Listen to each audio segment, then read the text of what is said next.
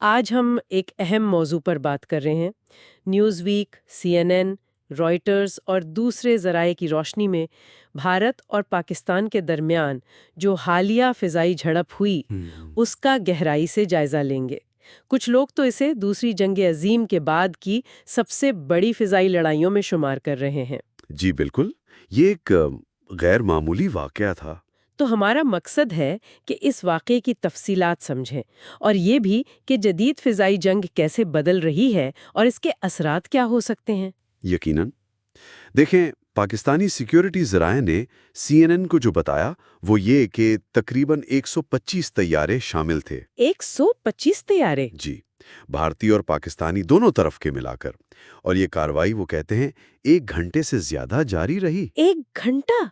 اتنے سارے طیاروں کے ساتھ؟ یہ تو بہت بڑی بات ہے۔ بہت بڑی، خاص طور پر جب 2 ایٹمی طاقتیں آمنے سامنے ہوں۔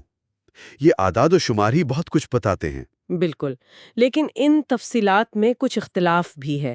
جیسے پاکستان نے دعویٰ کیا کہ بھارتی طیارے مار گرائے۔ جی، جبکہ بھارت نے اس کی تردید کی۔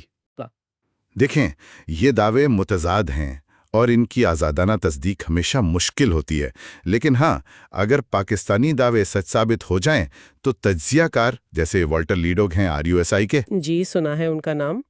وہ کہتے ہیں کہ یہ بھارت کے لیے ایک اہم آپریشنل دھچکا ہو سکتا ہے۔ اچھا، اور طیاروں کے بارے میں کیا معلومات ہے؟ بھارت نے کون سے استعمال کیے؟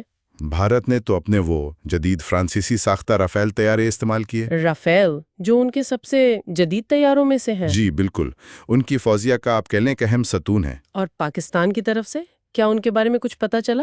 ذرائع تو یہی بتا رہے ہیں، مطلب رائٹرز، پاکستانی وزیر دفاع کے بیانات، امریکی اہلکار، ان سب کا اشارہ چینی ساختہ J-10 طیاروں کی طرف ہے۔ J-10 چینی طیارے؟ جی، ممکنہ طور پر وہ استعمال ہوئے، اور یہ بات خود میں کافی اہم ہے۔ عام کیوں؟ کیونکہ J-10 چین کی اپنی دفاعی ٹیکنالوجی کی ایک مثال ہے۔ اگر یہ استعمال ہوئے اور کامیاب رہے تو اس کے معنی اور بھی گہرے ہو جاتے ہیں۔ صحیح، تو یہ طیاروں کی بات ہمیں سیدھا جدید فضائی جنگ کے موضوع پر لے آتی ہے۔ کیا وہ پرانی ڈاگ فائٹس والی بات اب ختم ہو گئی ہے؟ مطلب وہ جو قریب آ کر لڑتے تھے؟ کافی حد تک جی، اب زور بیونڈ ویژل رینج کامبیٹ پر ہے، یعنی BVR۔ BVR مطلب نظر کی حد سے باہر جنگ؟ بالکل، یعنی آپ دشمن کو دیکھ بھی نہیں پا رہے اور میزائل فائر کر رہے ہیں۔ تو پھر جیتتا کون ہے؟ پائلٹ کی مہارت یا ٹیکنالوجی؟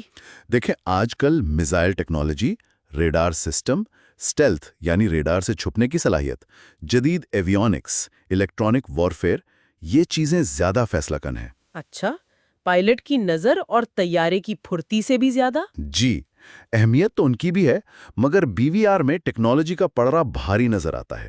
اس حالیہ جھڑپ میں BVR کی کوئی مثال؟ بالکل ہے۔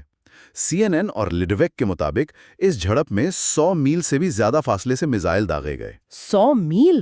جی، حالانکہ BVR کے لحاظ سے یہ بھی قریب ہی سمجھا جاتا ہے، لیکن یہ روایتی ڈاگ فائٹ سے تو بالکل مختلف ہے۔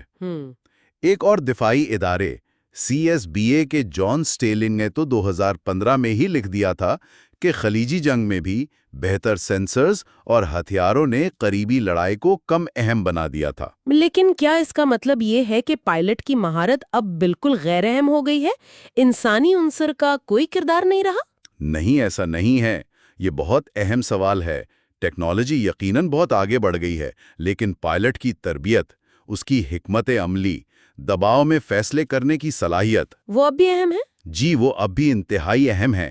BVR نے لڑائی کا میدان بدلا ہے، انسانی عنصر کو ختم نہیں کیا۔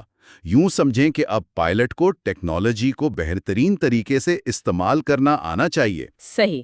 اچھا، اب ذرا جغرافیائی اور سیاسی پہلوؤں پر آتے ہیں۔ آپ نے چائنا کا ذکر کیا J-10 کے حوالے سے۔ جی ہاں، اور یہ بہت بہت اہم نکتہ ہے۔ کیسے؟ دیکھیں، اگر یہ ثابت ہو جائے کہ چینی J-10 نے فرانسیسی رافیل جیسے جدید مغربی طیارے کو مار گرایا تو یہ چینی فوجی ٹیکنالوجی کی ایک بہت بڑی کامیابی سمجھی جائے گی۔ یہ اس بات کا ثبوت ہوگا کہ چین اب صرف روسی طیارے خریدنے والا ملک نہیں رہا، بلکہ خود جدید طیارے بنا رہا ہے جو مغربی طیاروں کا مقابلہ کر سکتے ہیں۔ بالکل، جیسا کہ لیڈوگ نے بھی کہا اور RUSI کی تحقیق بھی یہی بتاتی ہے، چین اس معاملے میں تیزی سے آگے بڑھا ہے۔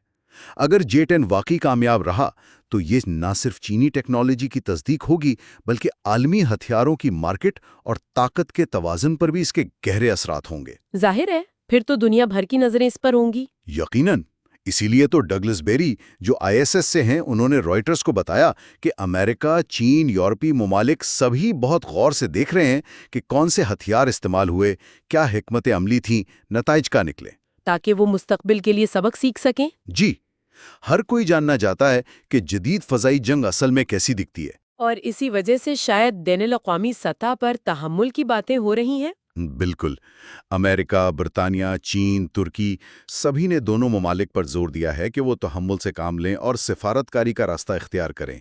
کوئی بھی ان ایٹمی طاقتوں کے درمیان کشیدگی کو مزید بڑھتا نہیں دیکھنا چاہتا۔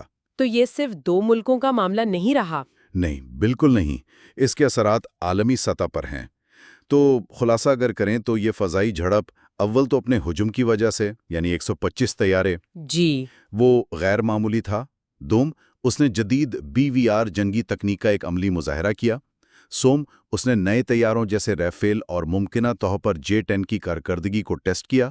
اور چہارم، اس نے فوجی ٹیکنالوجی میں چین کے بڑھتے ہوئے کردار کو مزید واضح کر دیا۔ اور یہ واقعہ، جیسا کہ والٹر لیڈوگ نے بھی کہا، ہمیں یاد دلاتا ہے کہ ریاستوں کے درمیان روایتی بڑے پیمانے کی جنگ کا خطرہ بھی ٹلا نہیں ہے۔